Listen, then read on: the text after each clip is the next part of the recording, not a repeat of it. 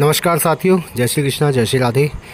तो मित्रों, इससे पहली जो वीडियो थी वो हमने नंदगांव मुकाम की डाली थी ब्रज 84 कोष यात्रा की। उसी यात्रा में संपूर्ण डिटेल में जानकारी हमने प्राप्त की है। जो अनूप जी हैं, अनूप जी से हमने पहले भी हमारी एक बार मुलाकात हुई है और हमने उनकी वीडियो डाली है। तो उनसे हमारी मुलाकात हुई है, उन्होंने काफ़ी संक्षेप में चीज़ें बताई हैं और काफ़ी विस्तार से बताई हैं चीज़ें कि किस तरह से यात्रा आप कर सकते हैं, क्या क्या सुविधा जो है वहाँ मिलती है। तो सारी चीज़ जानकारी उन्होंने दी है यात्रा के बारे में, ब्रज 84 कोष यात्रा के बारे में। तो आपसे निवेदन है मित्रों कि वीडियो को अंत तक देखें और वीडियो अच्छी लगे तो शेयर भी करें, जिससे और लोगों तक भी ये जानकारी पहुंचे। तो चलिए मित्रों, यात्रा में चलते हैं। नंदगांव मुकाम की ब्रज 84 कोष यात्रा और दूसरा भाग। ये लोग सभी जो है पालों के पीछे बैठे हुए हैं।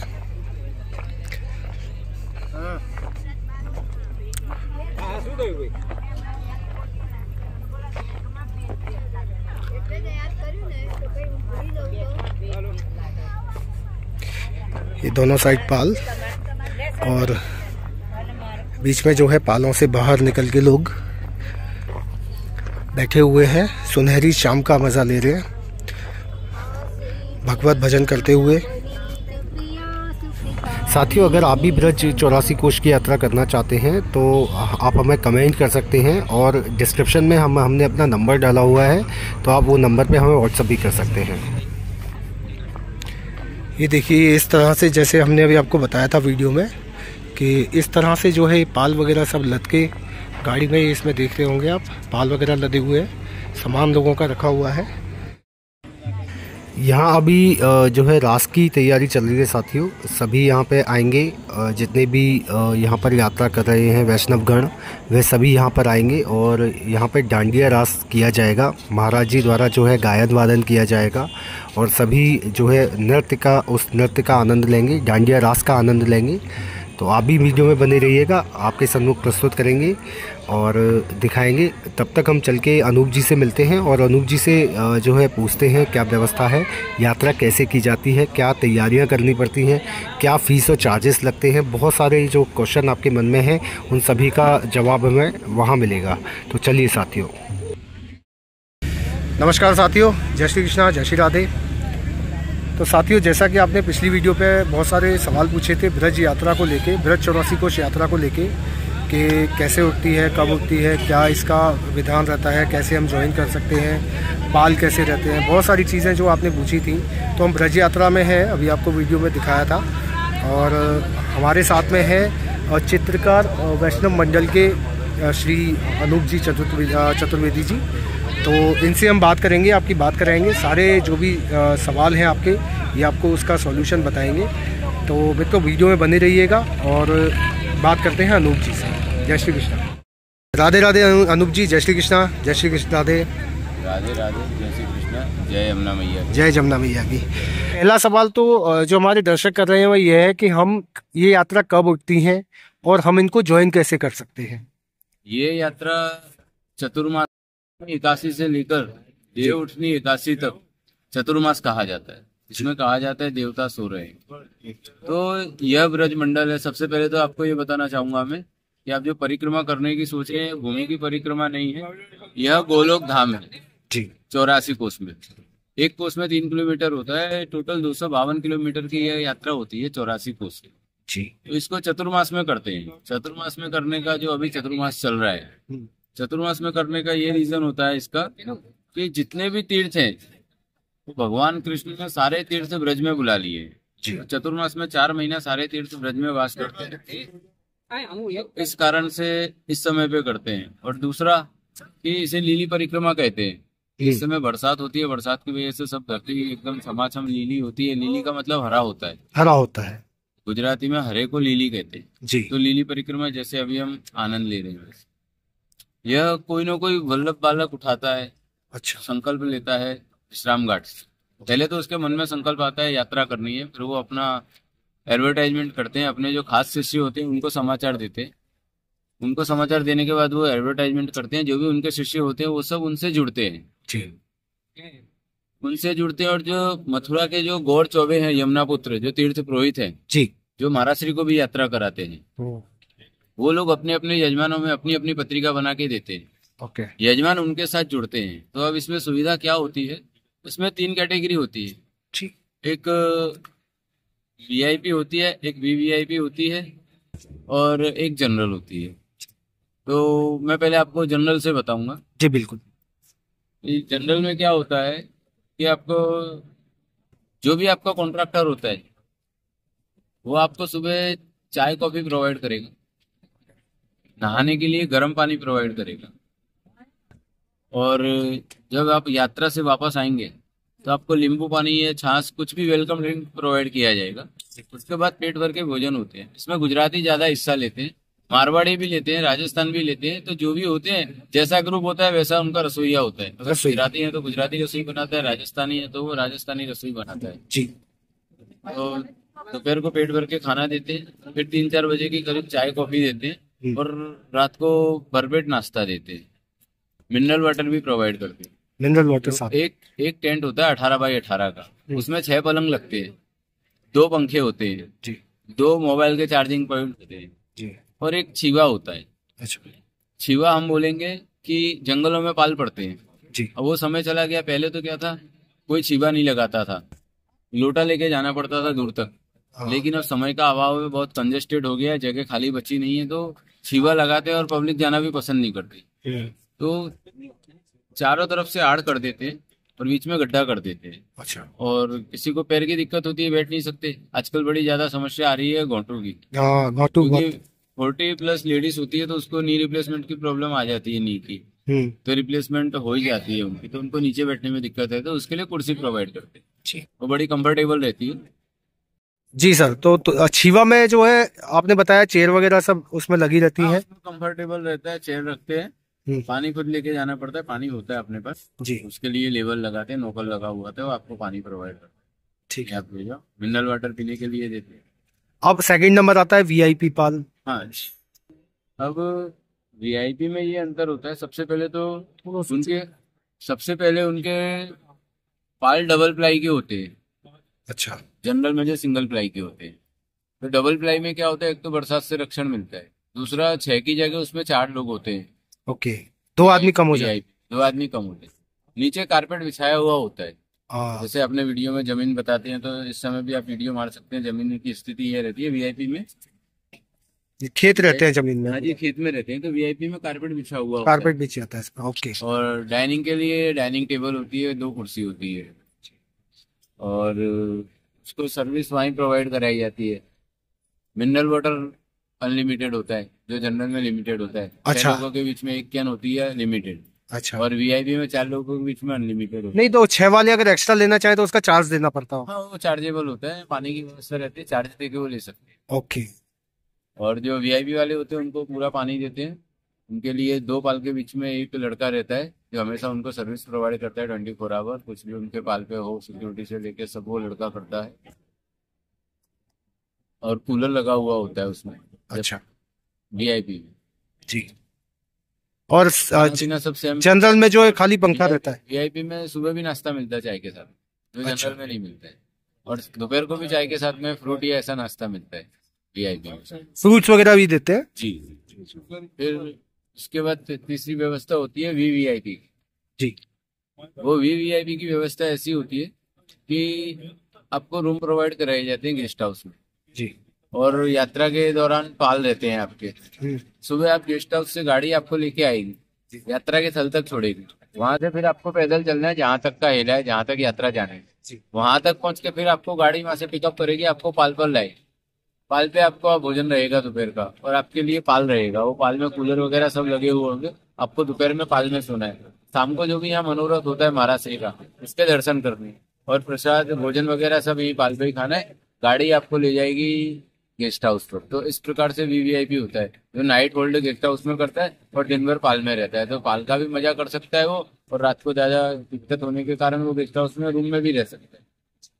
ये वीवीआईपी होता है गेस्ट हाउस का। और यात्रा ये किस तरह की होती है? जैसे कई लोग महाराज ये होती है जो हमने बताया लीली परिक्रमा। लीली परिक्रमा होती है, पहले होती थी 45 दिन की जी। अब समय के अभाव से मुकाम कम करते हुए अब कोई 32 दिन की करता है, कोई 33 दिन की, कोई 34 दिन की, यह जो अभी चल रही है वर्तमान में। आदिदैविक बृहद 84 कोस यात्रा 2024, ये 34 दिन की है। तो अब क्या है, जैसे किसी के पास समय नहीं है तो वो गाड़ी से कर सकता है अपना ग्रुप लेके, 10 आदमी का, 12 आदमी का, 15 आदमी का, 20 आदमी का ग्रुप। कि वो जो यहाँ के चौबे होते हैं, जो ऑर्गेनाइजर होते हैं, टूर ऑर्गेनाइज करते हैं, उनको कि भाई हमारे पास 15 आदमी है, पहले उनका समझ लें कि क्या है, कैसे है, क्या सिस्टम देने वाले हैं। उस प्रकार से वो 8 दिन में कर सकते हैं, 10 दिन में कर सकते हैं, पूरा ब्रज कर सकते हैं। और कम से कम गाड़ी से भी करें तो मैं सलाह दूंगा कि कम से कम 12 दिन की करें, जिससे कि भगदड़ ना हो। आप अगर भगदड़ 24-25 दिन की कर सकते हो तो 12 दिन की जरूर करें, तो शांति से आप कर सकते हैं यात्रा। अच्छा, इसके बाद में और क्वेश्चन जो आते हैं, जनरली जो क्वेश्चन करते हैं वो ये करते हैं कि जैसे खाने पीने में आपने बताया, तो कई वैष्णव ऐसा चाहते हैं कि वो खुद अपना जैसे पूरी वगैरह कई लोग नहीं खाते। जी, वो मर्यादी वैष्णव होती हैं जो बाहर का नहीं खाते जी। तो उनके लिए व्यवस्था भी रहती है, उनके लिए खाने के अलावा बाकी सब सुविधा प्रोवाइड कराई जाती है। खाना वो अपना खुद बनाए और खुद खाए, तो उनका कुछ जो भी पैसा रहता होगा वो कम हो जाता है। उसमें खाने का चार्ज कट जाता है, ये तो हर समय पे चार्ज बदलता रहता है।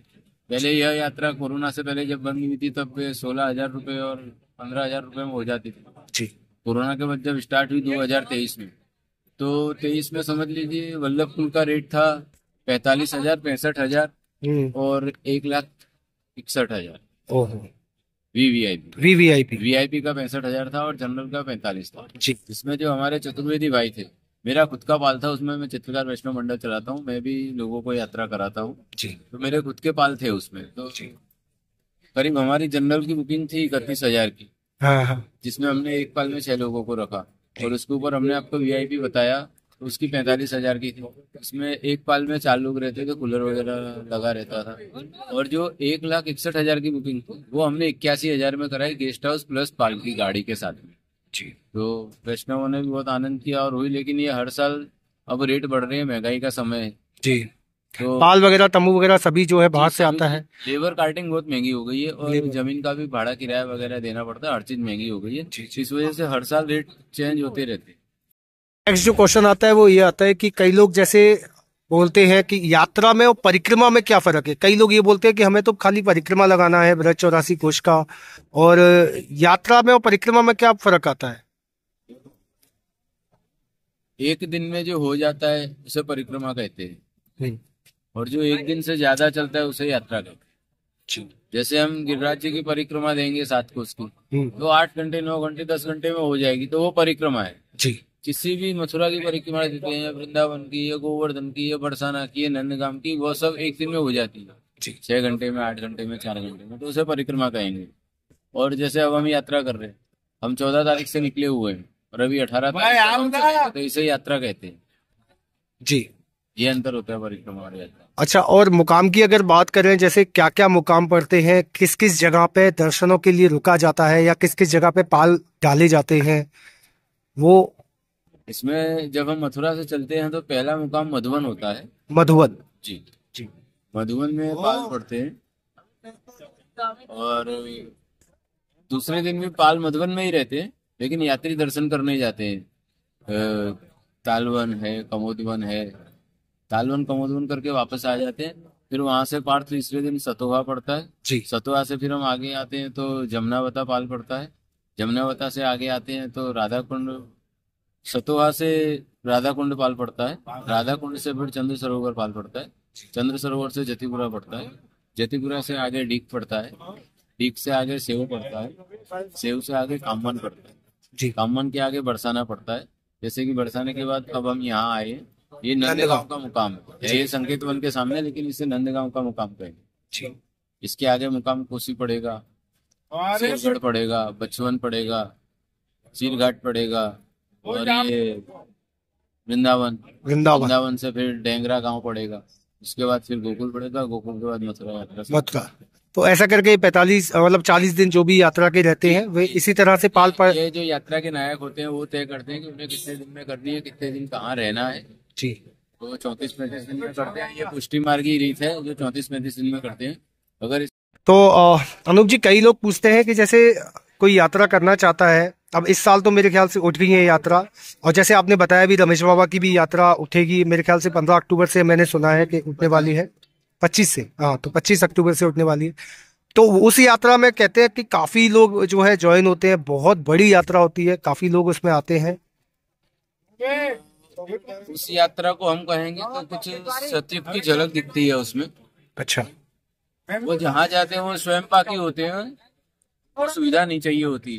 उनके साथ में जो संत यात्रा करते हैं वो हाँ। स्वयं पाकी होते हैं, उन्हें कोई अच्छे गद्दे या एसी या पंखा या ऐसा कुछ नहीं चाहिए होता है। अच्छा। जहाँ जाते हैं जैसी व्यवस्था मिलती है वो रह सकती है। हम जो अभी बात कर रहे थे पुष्टि मार्ग की यात्रा की बात कर रहे थे, ये भाव की लीला है। जी। यहाँ एक एक मनोरथ के लिए एक एक दिन मुकाम किया जाता है। बरसाने में 3 दिन करते हैं, नंदगांव में 2 दिन 3 दिन करते हैं, जतिपुरा में 4-5 दिन करते हैं। तो और दूसरे जो हैं मर्यादा मार्गी वो इतना नहीं करते। जो मुकाम हमारे 4 होते हैं वो 2 कर लेते हैं। अच्छा। ये दूसरे दिन में वो यात्रा कर लेते हैं। तो ये पुष्टि मार्ग भाव का मार्ग है जी। इसमें बड़ा धीरे धीरे से सेवा होती है। ठाकुर जी की सेवा भी 3-3 4-4 घंटे में होती है। मैं वैष्णवों के यहाँ देखता हूँ वो सुबह से सेवा करते हैं, दोपहर के 1 बजे 1:30 बजे 2-2 ढाई बजे तक फ्री होती है सेवा करने। वाह। तो ज्यादा समय तो वो सेवा में, क्योंकि उनकी भाव की सेवा है। वो अगर ठाकुर जी को भूख भी धराते हैं तो उनका टाइमिंग है कि 25 मिनट रखा रहना चाहिए। उनको पता है कि ठाकुर जी को 25 मिनट लगेंगे खाने। हाँ, बहुत सुंदर। और जो मर्यादा मार्ग की है उन्हें खाली चलना है, चलना है, उन्हें सुविधा से कुछ नहीं लेना देना। उन्हें सुविधा से कुछ लेना देना नहीं। ये गुजराती वैष्णव है, ये सुविधा के लिए पैसे खर्चा करते हैं। साधु संत करते हैं, उनको सुविधा नहीं चाहिए, उनको यात्रा करनी होती है। जी। एक आखिरी सवाल अनूप जी, कि अगर कोई हमारा जो दर्शक है जो हमारी वीडियो देख रहे हैं, वह अगर यात्रा करना चाहे, 20 साल तो हो गई है, नेक्स्ट ईयर अगर करना चाहे तो कैसे कर सकते हैं? कैसे उनको पता लगेगा कि यात्रा इस समय उठने वाली है? वो और आपने बता ही दिया वीडियो में कि कब उठती है। तो ये कांटेक्ट हमें कैसे करेंगे और कैसे जो है आ सकते हैं? जैसे अभी लोग मुझे देख पा रहे हैं आपके कैमरा पर जी। वैसे ही अगर हम भाई जुड़े रहे या आपका कोई चैनल है उसके माध्यम से हम इसका एडवर्टाइजमेंट करते हैं। हमारा चित्रकार वैष्णव मंडल है जी, जो साल में एक बार तो यह आयोजन करता ही है, ब्रज 84 को पूर्व छवि यात्रा। बहुत सुंदर। इसमें जो वैष्णव करना चाहता है उसकी व्यवस्था भी रहती है हमारे पास, हम उसको यात्रा भी करा सकते हैं। और अगले साल तो जो हमारे संरक्षक हैं गौर मुकेश मुरली श्री जी चतुर्वेदी जी, वो मंडानवी चलाने वाले हैं, जो मध्यवर्गीय लोगों के लिए 21,000 में कराएंगे। तो अगर हमसे संपर्क करना है तो हमारे मंडल का नाम है चित्रकार वैष्णव मंडल, या हमारे चित्रकार वैष्णव मंडल के नाम से फेसबुक पर पेज भी है, उस पर भी हमारी एडवर्टाइजमेंट आती है। और आप जैसे हमारे मित्र चैनल जो हैं वो भी एडवर्टाइजमेंट करते हैं हमारी, इसको देख के आप बुक करा सकते हैं। उसको देख के बुकिंग हो सकती है। तो वो क्या एक साथ ही पैसा देना होता है या पहले कुछ एडवांस देके फिर यहाँ? ऐसा होता है बुकिंग करीब 4 महीना पहले से चालू हो जाती है, तो पहले बुकिंग के लिए एडवांस ही देना होता है। अच्छा, फिर यात्रा के 15 दिन पहले तक 100% पेमेंट दे देते हैं। ओके, जिससे सारी व्यवस्थाएं हो पाए। क्योंकि जंगल जंगल में व्यवस्था करना है, तो अगर हम ज्यादा की व्यवस्था करते हैं और वो नहीं आए तो हमारा नुकसान होता है, और कम की करते हैं ज्यादा आ गए तो उन्हें दिक्कत होती है। इस वजह से हम 4 महीना पहले से एडवांस बुकिंग कर लेते हैं। जी जी जी, ठीक है अनूप जी, बहुत अच्छा लगा आपसे बात करके। आपने काफ़ी जो है जो क्वेश्चन थे हमारे दर्शकों के, वो आपने काफ़ी हद तक जो है उनका जवाब दे दिया है।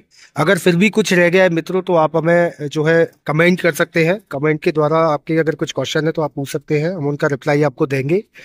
और जैसा कि सर ने आपको बताया कि नंबर वगैरह दे रखा है, अगर आप करना चाहते हैं यात्रा तो आप कांटेक्ट कर सकते हैं और डायरेक्ट यहाँ पे आके यात्रा कर सकते हैं।